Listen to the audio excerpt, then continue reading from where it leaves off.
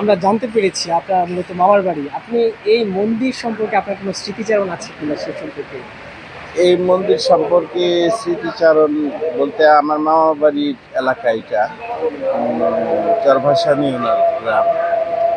তো আমি যখন আসছি এই এই এলাকায় সেটা ছিল সম্ভবত 1968 সালের কথা। 64-এর রায়টের পরবর্তী সময়। তো মামা ইন্ডিয়াতে চলে যাবে ফ্যামিলি সহ। ঠিক ওই সময়ই আমি এখানে তখন 7-8 বছর বা বয়স আমার। হুম। তো ওই সময় আসছিলাম মামা বাড়িতে, ওই শেষ আসা।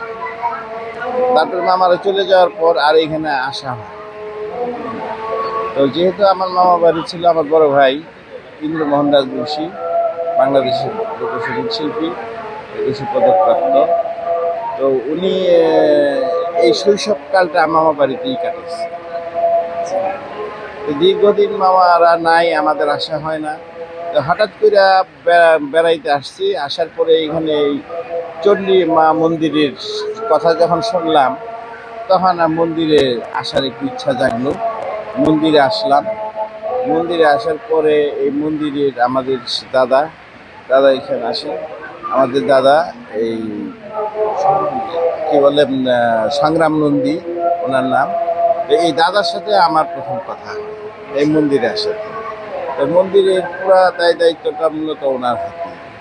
তো ওনার সাথে ওই সময় পরিচিত হওয়ার পরে উনি দাদার কথা শুনে উনি বললে উনি তো আমাদের এলাকার, মানে ওনারা জানে ইন্দ্রভন রাজবংশী এলাকার, ওই শৈশবটা কাটাইছে এখানে, উনি সবাই জানে উনি এই এলাকার। তো পরবর্তীতে শেষে আমার পরিচয় ওনার সাথে দেওয়ার পরে তারপরে বললো দাদা তাহলে এক কাজ করেন, আমাদের মন্দিরে একদিন আপনারা আসেন। হুম, আপনাদেরকে আপনাদেরকে আমরা তো অর্থনৈতিকভাবে ওইভাবে করতে পারবো না, জাস্ট আমরা গাড়ি ভাড়াটা যা পারি আমরা দিব, হ্যান্ডসের খরচ দিব, আপনার একটু গান শুনে যান। হ্যাঁ, তো ওই হিসাবে আমাদের এখানে মায়ের আজকে প্রতিষ্ঠিত পূজা 5ই ভাদ্র, 22 তারিখ আজকে ইংরেজি। তো এই দিনে ওই সংগ্রামদার মাধ্যমে আমাদের এখানে আসা, মায়ের মন্দিরে আসছি আমরা। এখানে যারা আসছি মোটামুটি আমাদের সবাই রেডিও বাংলাদেশ, টেলিভিশন এবং বাংলাদেশ বেতারের শিল্পী। তো এবং সবাই হলো ইন্দ্রমোহন রাজবংশীর মানে শিষ্য, অর্থাৎ ওনার কাছ থেকে সব তালিম নেয়। এখানে যারা আমরা গান গাইতে আসছি, তো আমাদের যে একটা টিম আছে সেটা বাংলাদেশ লোকসঙ্গীত পরিষদ, আমাদের একটা সংগঠন আছে ঢাকাতে, এটা বেশ প্রতিষ্ঠিত সংগঠন। তো এই সংগঠনের যারা আমরা সদস্য এখানে সবাই আসছি। তো এখানে উনি করোনাতে মারা গেল 2020 সালে। তো এখন করোনায় চলে যাওয়ার পরে ওনার যে সংগঠনটা, এটা আমরা ওনার যারা ছাত্রছাত্রী আছে আমরা এটাকে ধরে রাখছি, এবং এটার বর্তমান সভাপতি হলো দীপ্তি রাজবংশী। উনি একজন বিশিষ্ট শিল্পী বাংলাদেশের, ওনার ওয়াইফ ইন্দ্রমোহন রাজবংশীর ওয়াইফ, তো আমার বৌদি। তো উনি এখন বর্তমানে সভাপতি দায়িত্ব পালন করতেছেন। আর আমরা এখানে প্রত্যেকেই যারা সদস্য হিসেবে আছি, প্রত্যেকটা সদস্য আমরা এখানে নিয়মিত গান বাজনা নিয়মিত করি। বিভিন্ন অনুষ্ঠানে আমরা যাই, ঢাকাতেও বিভিন্ন অনুষ্ঠান আমরা করি।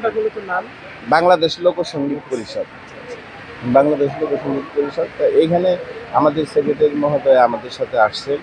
তো এখানে আমরা যারা আসছি, আমাদের পরবর্তীতে আমাদের সভাপতি মহোদয় দীপ্তি রাজবংশী, এবং ওনার সাথে আমাদের অতিথি হয়ে আসতেছেন চন্দনা মজুমদার। চন্দনা মজুমদার এবং দীপ্তি রাজবংশী, ওনারা রওনা হয়েছে, ওনারা আসতেছে। তো আমরা এখানে আসছি মায়ের এখানে জাস্ট আনন্দ করার জন্য। জানি না মা কতটুকু করবে। তো আমরা চেষ্টা করবো, সাধ্যমতো চেষ্টা করবো আর কি।